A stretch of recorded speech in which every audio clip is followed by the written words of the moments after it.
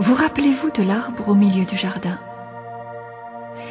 Pourquoi croyez-vous que Dieu ait défendu aux premiers hommes de manger du fruit de la connaissance du bien et du mal? Seul celui pourvu de la conscience globale de la création est à même de déterminer le bien et le mal relatifs aux différentes créatures. Dans la dimension non formelle, les premiers hommes participaient à la perspective holistique du Créateur.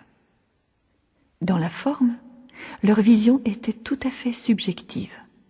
Ils étaient incapables d'avoir une attitude juste devant les besoins du tout. Ils n'avaient ni la capacité, ni la créativité de diriger le cours et le fonctionnement des multiples formes de la création. Seul Dieu le Père, le Créateur, totalité de la conscience, pouvait le faire.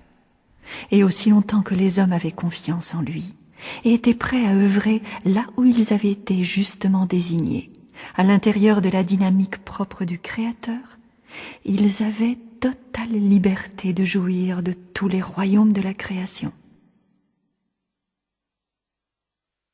En choisissant de manger du fruit défendu, ces premiers représentants de la divinité sortirent du champ d'activité qu'on leur avait assigné, et par conséquent se placèrent à l'extérieur du champ d'énergie créative que leur destin leur permettait d'utiliser.